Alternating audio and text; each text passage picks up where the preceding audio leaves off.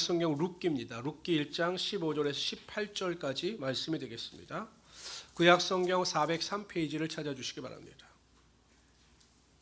구약 성경 403페이지 룻기 1장 15절에서 18절까지 말씀이 되겠습니다. 구약 성경 403페이지입니다.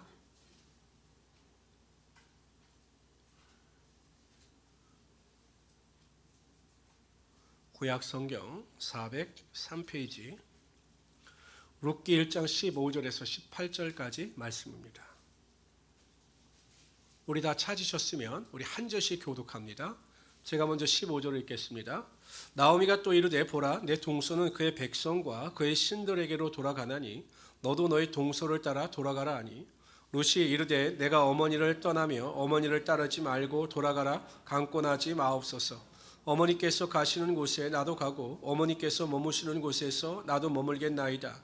어머님의 백성이 나의 백성이 되고 어머님의 하나님이 나의 하나님이 되시리니 어머니께서 죽으시는 곳에서 나도 죽어 거기 묻힐 것이라. 만일 내가 죽는 일 외에 어머니를 떠나면 여호와께서 내게 벌을 내리시고 더 내리시기를 원하나이다 하는지라. 룻이 자기와 함께 가기로 굳게 결심함을 보고 그에게 말하기를 그치니라. 아멘. 저는 오늘 읽어드린 말씀 룻기 1장 15절 18절 말씀을 가지고 하나님의 능력을 경험한 사람 룻 이 같은 제목으로 하나님의 말씀을 증거하도록 하겠습니다. 이 룻기서의 시대적 배경은 사사시대입니다. 사사시대. 그러니까 사사시대에 유다 베들레헴 지역에 살고 있던 엘리멜렉이라고 하는 사람이 그 유다 베들레헴의 흉년이 들자 그 위기를 타파하고자 이방 땅인 모압으로 내려갑니다. 아내인 나오미 또한 말론과 기론이라고 하는 두 아들과 함께 그 땅으로 내려갑니다. 그리고 그 땅에 내려가서 흉년을 피하고자 했는데 그 땅에서 그만 엘리멜렉이 죽임을 당합니다. 죽어요.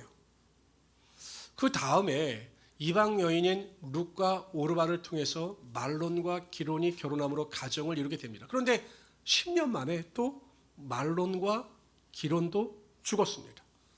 그러니까 여인만 남게 된 것입니다. 이 막막한 상황 가운데 이 나오미가 고향인 유다 베들레헴에서 오는 소식을 들었습니다. 하나님께서 그 땅을 축복하심으로 기근에서 벗어나고 백성들이 풍성해졌다는 소식을 듣게 됩니다.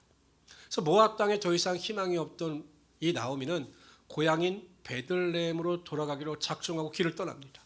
근데 길을 떠나가서 보다 보니 두 자부 룻과 오르바라고 하는 자신의 며느리를 가지고 고향으로 돌아가는 것이 좋아 보이지 않았습니다. 왜냐하면 며느리들을 위해서도 낯선 땅으로 같이 가는 것이 좋아 보이지 않았습니다. 그래서 그 고향으로 돌아가라 이렇게 강력하게 권면합니다. 이에 오르바 둘째 며느리는 고향 모압으로 돌아가죠. 그런데 첫째 며느리 이 룻은 절대로 돌아가지 않습니다. 끝까지 어머니를 쫓아 베들레헴으로 가겠다라고 강력히 이야기합니다. 그래서 그 룻이라고 하는 여인은 베들레헴에 정착하게 되죠. 정착했을 때 많은 어려움과 고통을 당했습니다. 궁핍함을 경험했습니다. 그러나 하나님께서 룻과 함께하여 주심에 보아스의 아내가 됩니다. 부자의 아내가 됩니다. 그리고 여러분 알다시피 이 룻이 다윗 왕의 할머니가 돼요. 그리고 예수 그리스도의 족보에 들어가는 하나님의 능력을 경험하게 되었던 것입니다. 모압 여인이고 전혀 기반이 없는 이방 땅에서 하나님의 마음에 합한 자가 되니 하나님께서 능력을 베푸시고 그를 통해서 하나님의 영광이 나타나게 하여 주시더라는 것입니다. 그래서 오늘 시간에는 어떻게 룻이 이러한 하나님의 능력을 경험하게 되었는가에 대하여 살펴보라 함께 은혜를 나누고자 합니다. 첫 번째로 룻이 하나님의 능력을 경험할 수 있었던 것은 결코 뒤를 돌아보지 않는 믿음의 결단이 있었기 때문입니다. 우리 오늘 읽은 말씀 중에 16절 17절을 다 같이 큰 소리로 여러분들만 읽어주세요. 큰 소리로 읽습니다. 시작.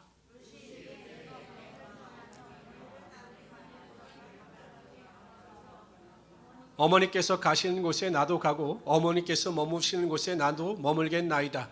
어머님의 백성이 나의 백성이 되고 어머님의 하나님이 나의 하나님이 되시리니 어머니께서 죽으시는 곳에서 나도 죽어 거기 묻힐 것이라. 만일 내가 죽는 일에 어머니를 떠나면 여호와께서 내게 벌을 내리시고 더 내리시기를 원하나이다 하는지라.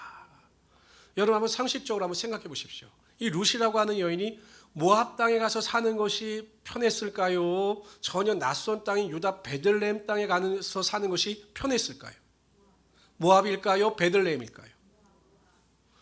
여러분 혹시 낯선 곳에 가셔서 사서 보신 적 있으면 우리 선교사님이 계시겠지만, 우리 희은 자매도 낯선 땅이시네요. 여기가 제가 전주에서 한 6년 동안 살아봤어요. 그런데 전혀 연고지도 없고 아는 사람도 없고 그냥 사역 때문에 내려갔는데 1년 동안 제가 적응을 못했습니다.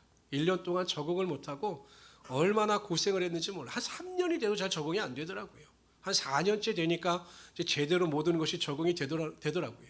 그러니까 낯선 땅에서 적응하는 것이 그만큼 힘이 듭니다. 그런데 여러분, 룻 입장에서 보면 모압 땅으로 가서 편안하게 살 수 있는 길이 있어요. 물론 남편은 없지만 그래도 익숙한 곳에서 익숙하게 살아갈 수가 있는 겁니다. 근데 굳이 왜 베들레헴을 선택해서 고난의 길을 가느냐라는 것입니다. 편안한 길을 두고 왜 험난한 길을 선택하느냐라는 것입니다. 그 이유는 한 가지입니다. 믿음 때문이었습니다. 그러니까 룻은 그 시어머니 나오미를 통해서 하나님에 대한 믿음을 훈련받고 그 하나님에 대한 은혜를 체험했던 것으로 보여요. 그래서 하나님이 나의 하나님이 되심을 고백하고 있는 것입니다. 그래서 이제 더 이상 영적인 은혜를 받고 하나님의 자녀가 되었기 때문에 우상을 섬기는 죄악의 도시인 모압 땅에서는 결코 살아갈 수가 없었던 것이에요. 아무리 안락하고 나에게 풍요로움을 가져다 준다 할지라도 육신의 땅에서는 영적인 사람이 살 수 없었기 때문에 뒤를 돌아보지 않냐고 결단하여 어렵고 힘들지만 베들레헴 땅으로 나아갔던 것입니다. 여러분, 보통 쉬리라고 하는 물고기는 7수에만 삽니다. 혹시 안양천에서 쉬리를 보셨나요? 그건 거짓말입니다. 쉬리를 보셨다는 건. 이 안양천에는 그냥 이만한 잉어밖에 없어요. 한 3급수 정도 되는 거죠. 물이 맑지는 못합니다. 물을 따라 사는 거예요. 제가 예전에 청년 때는 항상 또 우리들끼리 하는 말이 노는 물이 달라. 맨날 이런 말을 했어요. 사람은 노는 물이 달라. 이렇게 이런 말을 자주 했습니다. 물고기는 태생적으로 그렇게 만들어진 것입니다. 그러니까 1급수에 사는 물고기가 3급수에는 살 수가 없어요.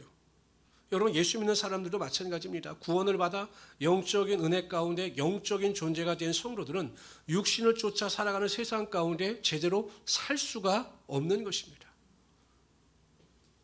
여러분 어떻습니까? 상한 음식을 먹으면 우리는 어떻게 반응하죠? 철진한 상한 음식을 먹게 되면 속에서 탈이 나게 되어 있어요. 장염에 걸리든지 탈이 나게 되어 있어요. 그러나 시신에게는 아무리 상한 음식을 넣어도 반응을 하지 않습니다. 죽었기 때문에. 마찬가지입니다. 영적으로 깨어있고 영적인 체질로 변화된 사람은 영적인 은혜가 없으면 살아갈 수가 없는 것입니다. 모든 필요가 채워지고 배부름과 풍성함의 은혜가 있다 할지라도 하나님의 영적인 은혜, 영적인 능력이 채워지지 아니하면 결코 살아갈 수 없는 것이 구원받아 하나님께 속한 자들의 특징이라는 것입니다. 여러분, 모세를 보십시오. 모세가 굳이 지나가다가 자신의 이스라엘 백성, 자신의 민족의 사람이 고통을 당한다고 그 일에 참견할 필요가 없어요. 그렇잖아요. 눈 한번 딱 감으면 이스라엘 백성들이 어떻게 되든 상관하지 아니하면 그는 왕궁에서 편안하게 살아갈 수 있었습니다. 그렇잖아요. 내가 이스라엘 사람이라는 거 그냥 무시하고 나는 왕궁에 사는 그 왕의 아들이다, 양아들이다 이렇게 살아가면 그의 미래는 보장된 것입니다. 그러나 모세는 그렇게 살 수가 없었어요. 그냥 이스라엘 백성들과 광야에서 고난당하고 그 이스라엘 백성들의 원망과 불평을 받아가면서 그렇게 살아가는 것이 오히려 그의 삶의 행복이고 은혜였기 때문에 그는 그 영적인 길을 걸어갈 수밖에 없었던 것입니다. 그래서 히브리서에 보면 모세에 대해서 이렇게 고백합니다. 믿음으로 모세는 장성하여 바로의 공주의 아들이라 칭함받기를 거절하고 도리어 하나님의 백성과 함께 고난받기를 잠시 죄악의 낙을 누리는 것보다 더 좋아하고 그리스도를 위하여 받는 수모를 애굽의 모든 보화보다 더 큰 재물로 여겼으니 이는 상 주심을 바라봅니다. 모세는 영적인 사람이었습니다. 그래서 육신의 만족을 쫓아 살아가는 것으로 만족할 수가 없었던 것입니다. 그렇게 살 수가 없었던 거예요. 영적으로 그 안락함이 보장되어져 있는 왕궁의 삶을 즐길 수가 없었던 것입니다. 오히려 고난받고 어려움을 당하는 광야 속에서 하나님의 은혜를 경험하고 축복을 경험해 살아가는 것이 삶의 기쁨이었다라는 것입니다. 성도 여러분, 사도 바울은 갈라디아서 6장 14절에서 이렇게 고백합니다. 다 같이 읽어봅시다. 시작. 그러나 내게는 우리 주 예수 그리스도의 십자가 외에 결코 자랑할 것이 없으니 그리스도로 말미암아 세상이 나를 대하여 십자가에 못 박히고 내가 또한 세상을 대하여 그러하니라. 세상에 대하여 완전 상극이라는 것입니다. 세상의 즐거움과 만족이 나의 삶의 행복을 가져다 주지 못하고 오직 나는 예수 그리스도 안에서 그리스도께서 주시는 행복과 기쁨을 가지고 살아간다는 것입니다. 왜 그렇습니까? 내 안에 예수 그리스도가 있기 때문에 예수 그리스도의 체질로 변화됐기 때문에 더 이상 세상의 것은 나에게 만족을 주지 못한다. 기쁨을 주지 못한다. 나는 오직 예수 그리스도 안에서 기쁨과 만족을 누리며 살아간다라고 고백하고 있는 것입니다. 근데 예수를 믿는다고 하면서 여전히 체질이 바뀌지 않는 분들이 있어요. 체질. 가끔 저는 상담을 받다 보면 술, 담배에 대한 상담을 받아요. 목사님, 제가 술을 하고 담배를 피우는데 어떻게 합니까? 고민하시는 분들이 있어요. 저는 이렇게 대답을 드려요. 걱정하지 마십시오. 은혜가 들어가면 다 끊어집니다. 왜 그런지 아십니까? 영적인 체질로 바뀌어요. 그러니까 악한 것, 잘못된 것이 들어오면 그 몸에서 반응을 하지 않는다라는 것입니다. 그래서 자연스럽게 술도 담배도 끊게 되어 있는 것입니다. 이렇게 체질이 바뀌어야 이게 정상적인 기독교인의 삶이라는 것입니다. 근데 체질이 안 바뀌는 거죠. 믿는다고 하면서 여전히 영적인 체질로 변화가 되지 않는 것입니다. 여러분, 영적인 체질로 변화가 되면 영적인 일에서 기쁨과 행복을 누려요. 하나님을 찬양하고 하나님께 예배한 일을 통해서 우리가 기쁨과 만족과 행복을 누리게 되어 있는 것입니다. 우리가 하나님의 말씀을 읽고 묵상하는 일을 통해서 행복과 기쁨을 누릴 수 있게 되는 것입니다. 우리가 하나님 안에서 기도하는 일을 통해서 하나님의 능력을 맛보게 되어 있는 것입니다. 이것이 영적인 체질로 변화된 자들입니다. 근데 여러분 어떻습니까? 여러분은 어디에서 만족과 기쁨을 누리십니까? 세상 사람과 똑같습니까? 많은 수입을 얻었을 때, 좋은 집을 얻었을 때, 사업이 잘 됐을 때, 내가 건강했을 때, 부유했을 때 그 안에서 행복과 기쁨을 누리십니까?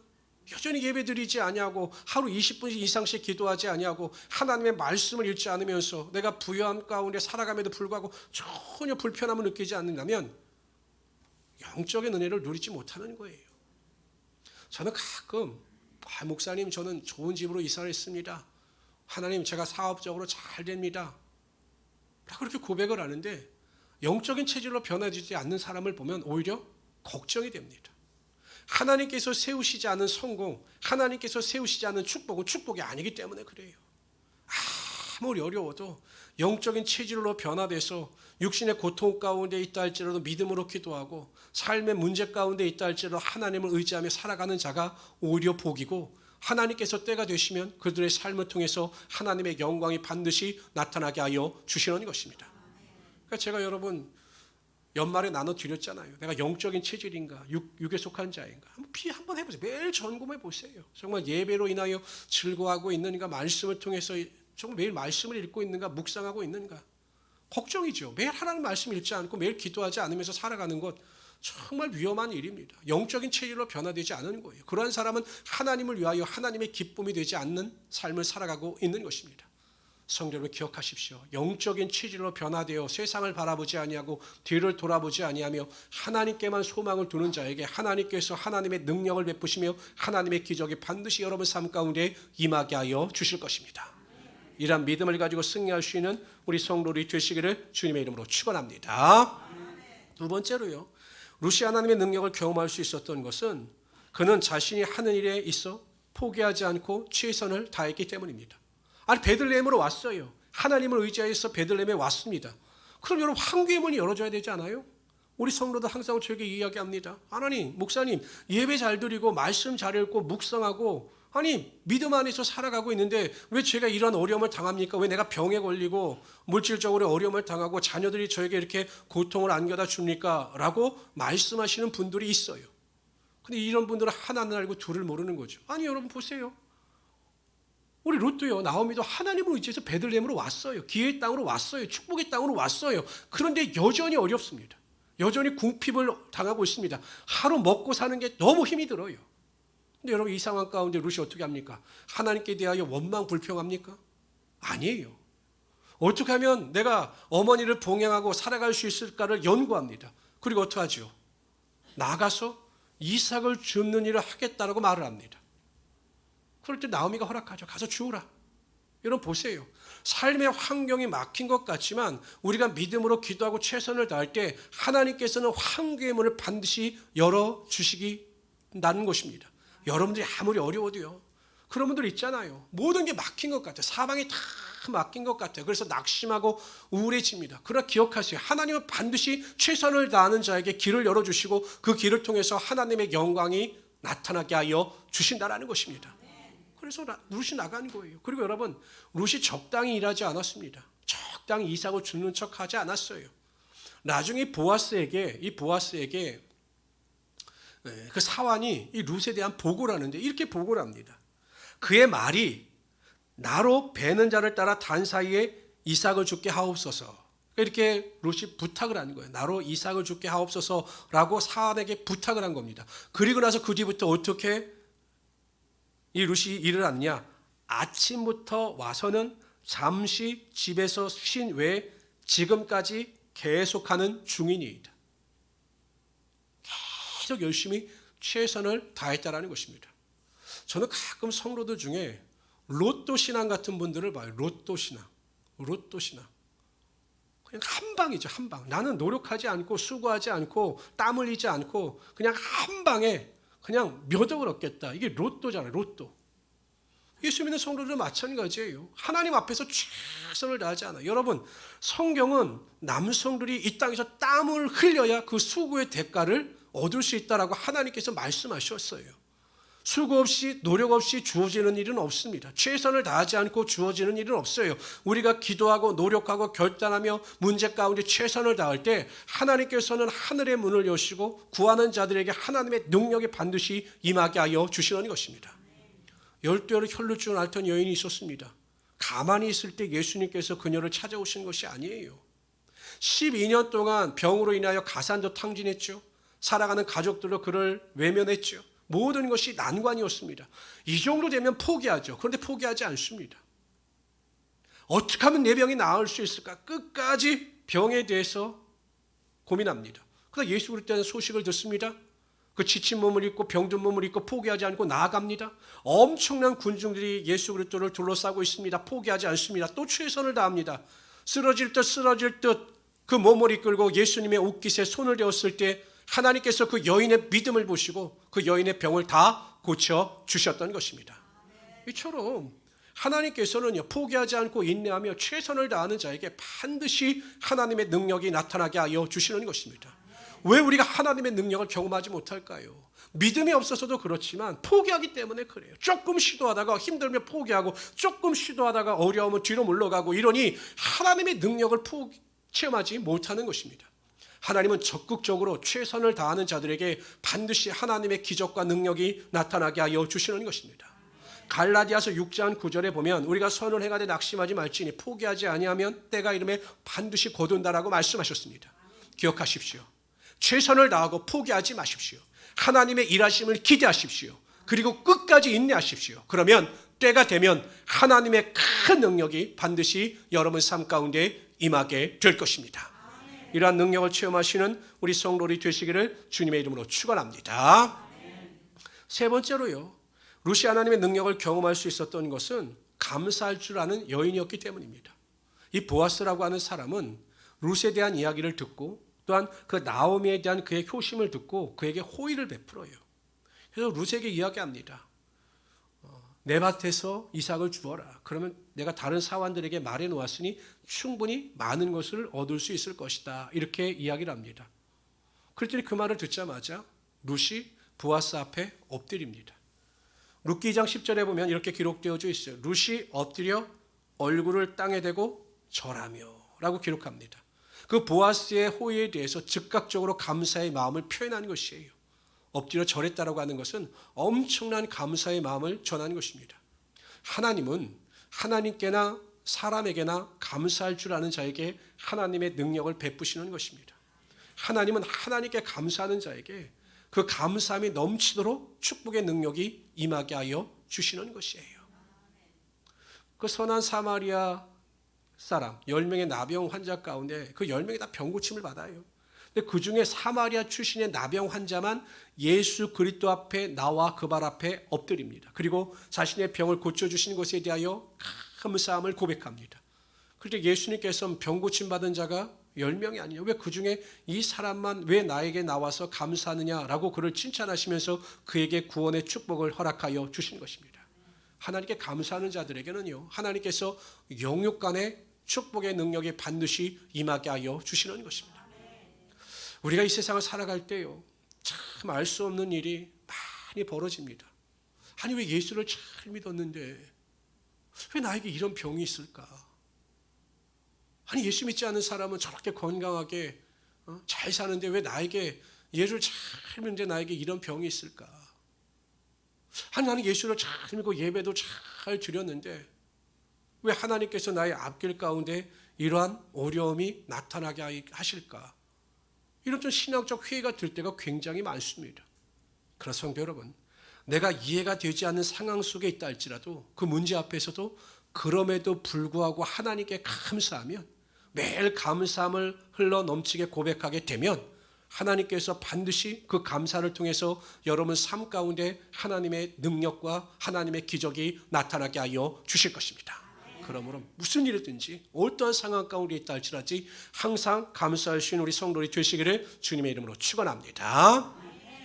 뿐만 아니라 하나님은요, 사람에게 감사하는 자들에게도 하나님의 능력이 임하게 하여 주십니다. 다 같이 읽어봅시다. 에베소서 6장 2절 3절입니다. 시작. 내 아버지와 어머니를 공경하라. 이것은 약속에 있는 첫 계명이니 이로써 내가 잘되고 땅에서 장수하리라. 부모에게 공경하라는 것입니다. 그 부모의 은혜에 감사하여 부모를 잘 섬기라는 것입니다. 그럼 그 감사하는 자들에게 잘되고 땅에서 장수하는 축복이 임하게 하여 주신다라고 약속하고 있는 것이죠. 제가 목회를 하다 보면요, 이게 하나님의 법칙이에요.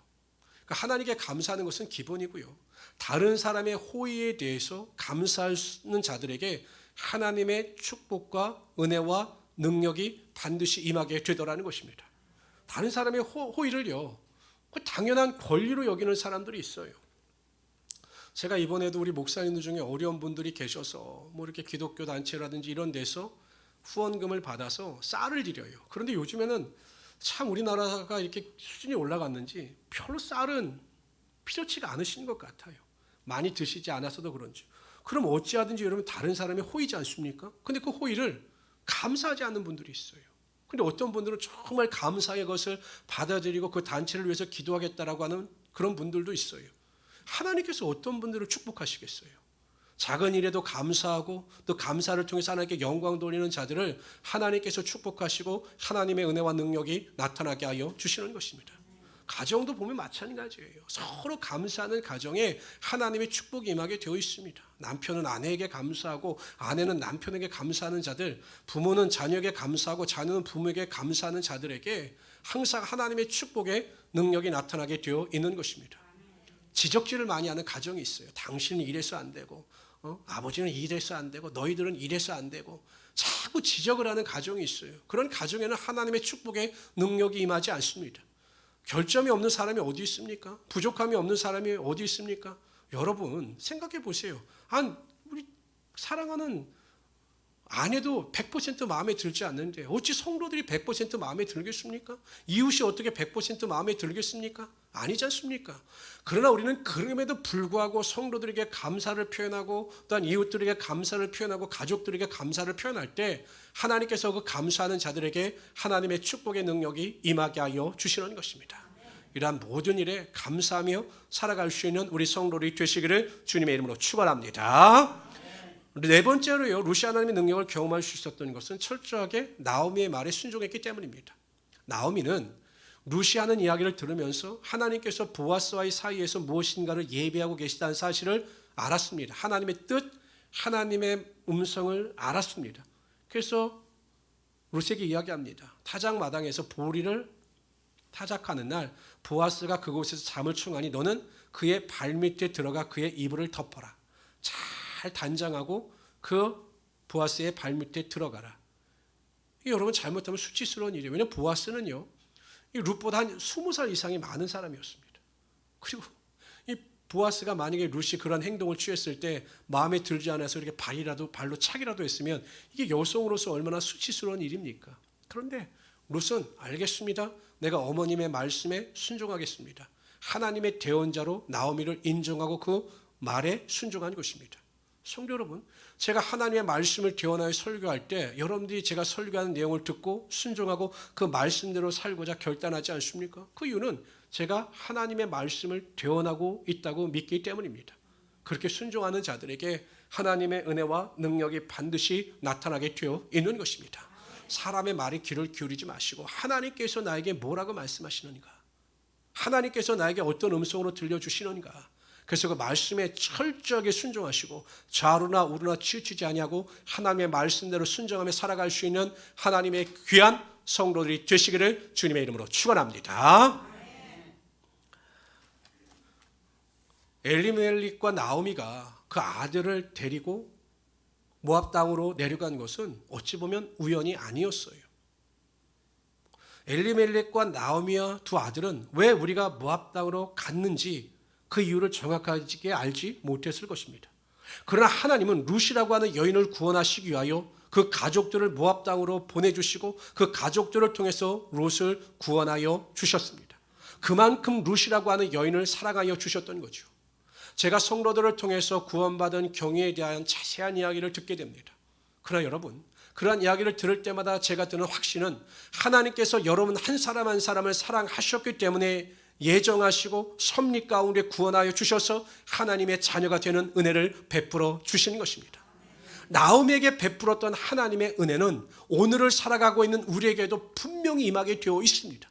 하나님의 능력을 사모하고 하나님의 기적을 사모하고 하나님의 권능을 사모하는 자들에게는 매일매일 이러한 능력이 반드시 나타나게 되어 있다는 것입니다.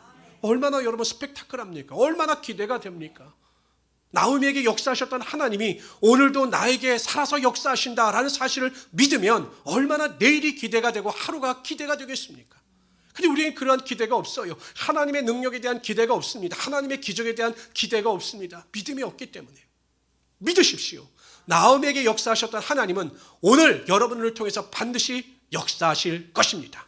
그렇게 첫 번째, 제발 영적인 체질로 바뀌십시오. 세상 안에서 즐거움을 찾지 마세요. 예배 안에서, 말씀 안에서, 기도 안에서, 큐티 안에서, 또한 영적인 교제 안에서 정말 기쁨을 누릴 수 있는 그런 체질로 변화될 수 있는 우리 성도들이 되시기를 주님의 이름으로 축원합니다. 두 번째는요, 어떠한 조건과 환경 가운데 있다 할지라도 포기하지 마십시오. 포기하는 것만큼 어리석은 것은 없습니다. 하나님은 반드시 역사하십니다. 황구의 문을 열어주십니다. 능력이 임하게 하여 주십니다. 그래서 최선을 다하여 믿음으로 결단하시고 기도하시고 하나님께 매달리시기를 바랍니다. 세 번째, 모든 일에 감사하는 자들이 되시기를 바랍니다. 누구를 비판하고 정죄하고 누군가의 잘못에 대하여 지적하는 것을 마치 인생의 승리자로 여기지 마시고 제일 어리석은 자입니다. 모든 일에 감사하십시오. 내가 아파도, 내가 물질이 없어도, 나의 삶의 환경의 문이 여전히 어려워도 그럼에도 감사하십시오. 그럼 하나님은 능력을 베풀어 주실 것입니다. 네 번째, 하나님 말씀에 순종하는 자들이 되시기를 바랍니다. 그럴 때 하나님께서 그 말씀대로 축복하시며 말씀대로 여러분의 삶의 인생을 이끌어 가실 것입니다. 이러한 믿음을 가지고 승리하신 우리 성도들이 되시기를 주님의 이름으로 축원합니다.